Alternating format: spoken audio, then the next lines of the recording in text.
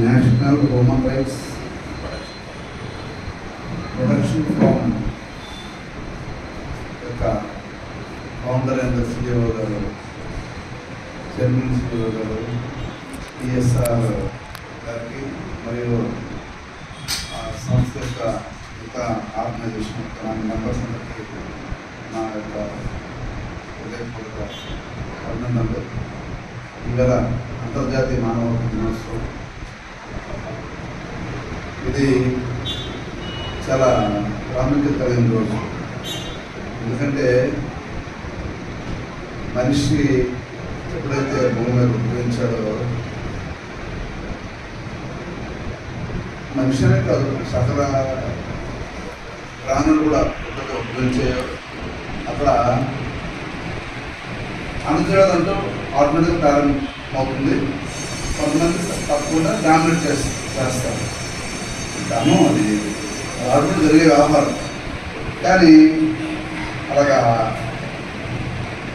ఈ అనిశ్చిత క్రమంలో నిజంగా బాధపడుతున్న వాడి యొక్క హక్కులు హరించబడుతుంటాయి. ఎప్పుడో వాడు అభజంలో పోతాడో వాడికి అందాల్సిన ఏమి అందరు. అందుకు ప్రతి మనిషికి సమానమైన గౌరవం, సమానమైన సదుపాయం, అన్ని రకాలుగా గౌరవం ప్రతి వ్యక్తికి కలిగించడానికి కోసం, ఈక్వాలిటీ కోసం ఏర్పడిందే ఈ మానవ హక్కుల దినోత్సవం. దాన్ని జరుపుకోవాలి. మన భారత రాజ్యాంగం కూడా ఉదయం ముఖ్యంగా ఒక్కరించారు. చాలా బోర్డు మనం చెప్పాను. సరే, ఇవన్నీ చెప్పడానికి బాగుంటాయి. కానీ ఈ మానవ హక్కుల దినోత్సవం కోసం మాట్లాడుతూ మన భాష ఏంటి? ఎవరి మనిషిని మన భాష దండలేర్చుకోవడమా, కాలువ పట్టారు సరదాగా చేసుకోవడమా, పెద్ద యాడ్లో మంత్రిగా ఇచ్చుకోవడమా, లేకపోతే ఇంకేమైనా చేయాల్సి ఉందంటే, ముందు ఎవరైతే సమాజంలో లేదా మన కళ్ళెదురుగా ఉండే వ్యక్తి కష్టాల్లో ఉంటాడో, మనము ఆ ప్రదేశంలో ఉంటే ఎలా ఫీల్ అవుతాం, ఏం కావాలని కోరుకుంటాము ఇట్లా ఆలోచిస్తే ఆటోమేటిక్గా మన మానవ హక్కులకి మనం ఆ దినోత్సవానికి, మానవ హక్కుల పోరాటానికి న్యాయం చేసినట్టు. రోడ్డు మీద ఒక యాక్సిడెంట్ అవుతుంది. అప్పుడే జస్ట్ ఒక 20 సెకండ్స్ ముందు అయింది. మనం నెక్స్ట్ దర్శనం మనం అయిపోయిండే, ఫస్ట్ దర్శనం అయిపోయిండే. ఆయన కనీసం ఆయన మీద మోటార్ పడిపోయింది, లేకపోతే ఆటో పడిపోయింది, ఇంకేదో గట్టిగా లేకపోతే రక్తం పారుతుంటుంది, ఏదో ట్రాఫిక్ చేయగా ఉంటుంది. మానవుడికి మనిషిని మనకి ఏదో అర్జెంట్ పని ఉండొచ్చు, కానీ అదే ప్లేస్లో మనకు దెబ్బతారుంటే మనకు అది వచ్చి ఫస్ట్ క్లాస్ ఏం చేయాలని కోరుకుంటామో మనం చేసి చాలు. మనం ఇంకేం చేస్తున్నాం లేదు. మనమే దెబ్బలతో ఉన్నాం, కుటుంబం చదువుతున్నాం, ఏదో జరగడం జరిగింది, వచ్చిన రోడ్డు మీద ప్రతి ఒక్కరు మనకి ఏం సహాయం చేయాలనుకుంటామో, మనం కూడా రోడ్డు ఉంటుంది. ఎవరైనా బాధల్లో ఉంటే అది చేసి చాలు.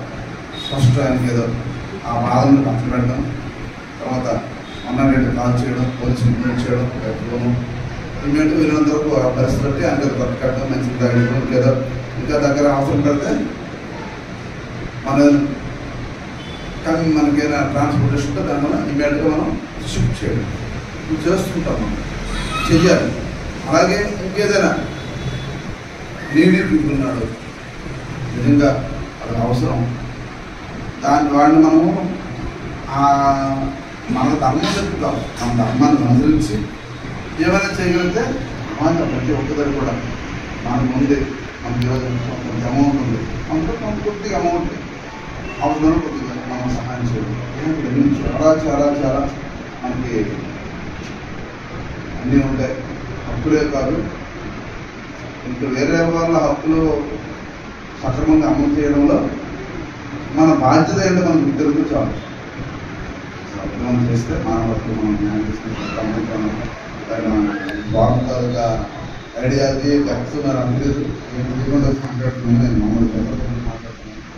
సరేలే, అదే ట్రాఫిక్ సిఐగా మాట్లాడాలంటే రోడ్డు మీద చాలా ర్యాష్ చూస్తున్నాం, ప్రమాదాలు జరుగుతున్నాయి.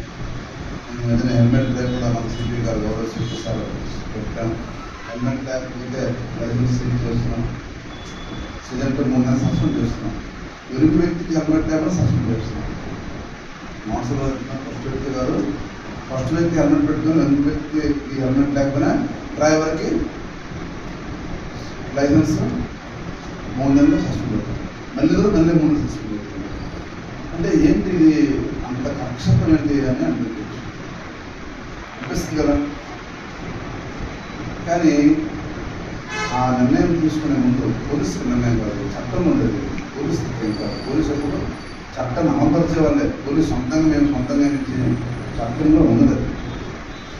కానీ మా చేతితో మాట్లాడితే హెల్మెట్ లేకపోవడం ఉన్న చిన్న యాక్సిడెంట్లో ప్రాణాలు పోయిన మేము చూసాము. కాబట్టి మేము ఈవేళ ఆ రోడ్డు మీద ఒక లైసెన్స్ని